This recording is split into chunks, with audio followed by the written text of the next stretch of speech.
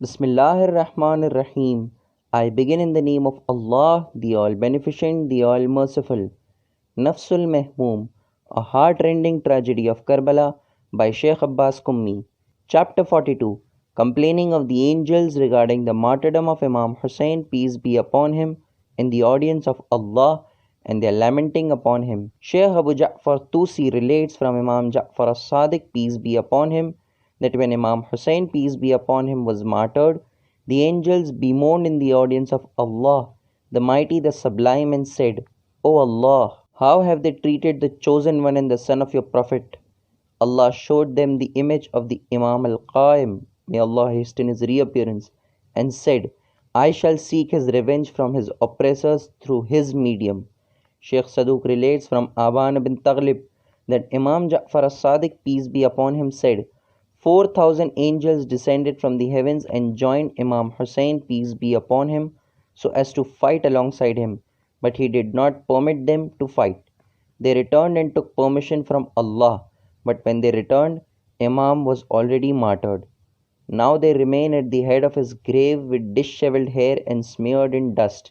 They weep upon him until Qiyamah, while the name of their leader is Mansur. We, that is the author, say that there are numerous traditions supporting the view regarding 4,000 angels at the head of his grave. While in the contents of some of them it is further related that when the pilgrims of Imam Hussein, peace be upon him, arrive, they come to receive them, and if any of the pilgrims fall sick, they come to visit him, and if any of the pilgrims dies, then they offer prayers upon his dead body, and they pray for his forgiveness after his death, while they ever await the rising of Imam al-Qa'im, may Allah hasten his reappearance. Shaykh ibn Qawlawayh relates from Abdul Malik bin Muqarran that Imam Ja'far as-Sadiq, peace be upon him, said, when you go for the pilgrimage of Aba Abdullah Imam Hussein, peace be upon him, do not utter anything except fair, for the angels of the day and night, along with you, meet those, that is the angels, residing at the threshold of Imam Hussein, peace be upon him.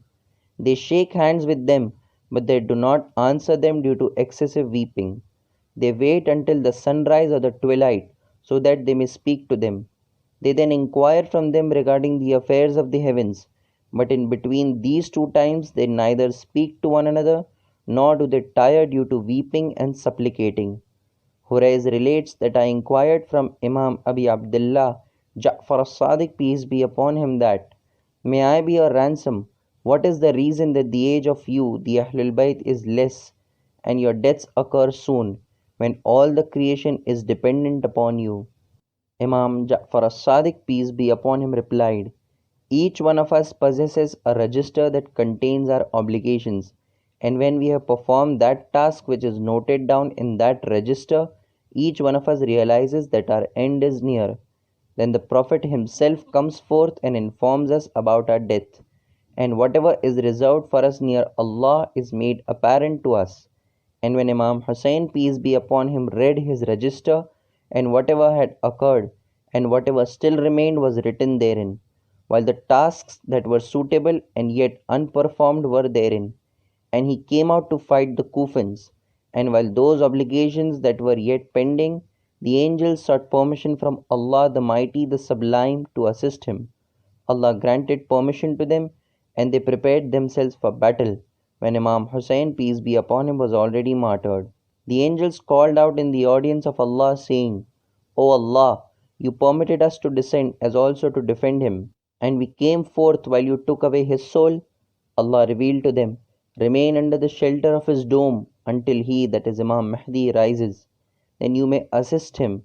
Then now weep upon him, and that you missed an opportunity to assist him. The distinction of his assistance and lamentation is due to you. Therefore the angels weep for his, that is Allah's, proximity and the lapse of assisting the Imam, peace be upon him. And when he, that is Imam Mahdi, shall arise, they shall assist him. Safwan Jammal relates that I accompanied Imam Ja'far as-Sadiq, peace be upon him, from Medina en route to Makkah. On the way I inquired of him, O son of the Prophet of Allah, why do I see you in a depressed, sorrowful, and a broken down state? Imam replied, if you had heard what I hear, you would not have questioned me further. I asked, what do you hear? Imam as-Sadiq, peace be upon him, replied, I hear the complaining of the angels in the audience of Allah regarding the murderers of the commander of the faithful, Imam Ali, peace be upon him, and that of Imam Hussein, peace be upon him, as also the elegies of the genii and the wailing of the angels surrounding them, and their severe restlessness due to it. Who is it that can suffice in eating, drinking, and sleeping when he hears this? It is related in Bihar al Anwar from Hassan bin Sulaiman, who relates through his chain of authorities from Abi Muaa'wiyaah, from A'mash, who relates from Imam Ja'far as Sadiq, peace be upon him, from his father Imam Muhammad al Baqir, peace be upon him, from his father Imam Zain al Abidin, peace be upon him, that the Holy Prophet, peace be upon him, and his pure progeny said, on the night of ascension, that is Mi'raj, I reached the fifth heaven and saw the image of Ali bin Abi Talib, peace be upon him. I asked, Dear Jibra'il, what image is this? Jibra'il replied, O Muhammad, the angels were desirous of beholding the face of Ali, and they said, O Allah, the progeny of Adam are fortunate to behold the face of Ali bin Abi Talib, the beloved of your beloved Prophet Muhammad, peace be upon him, and his pure progeny, and his caliph, vicegerent and confidant, every morning and evening. Then let us be fortunate too by beholding his face similar to the dwellers of the earth. Then Allah created for them his image from his own, the mighty, the sublime, sacred light. Then Ali, peace be upon him, remains in their midst every morning and night. They visit him and behold him every morning and evening. The narrator says that A'mash related to me the tradition by Imam Ja'far as-Sadiq, peace be upon him, as related by him through his father, Imam al-Baqir, peace be upon him, that when the accursed Ibn Muljim dealt a blow with his sword upon the head of Imam Ali, peace be upon him, the image which was present in the heavens became wounded too, and whenever the angels look at it every morning and evening, they curse his murderer Ibn Muljim. And when Imam Hussein, peace be upon him, was martyred, the angels came forth and carried him and placed him beside the image of Imam Ali, peace be upon him, on the fifth heaven.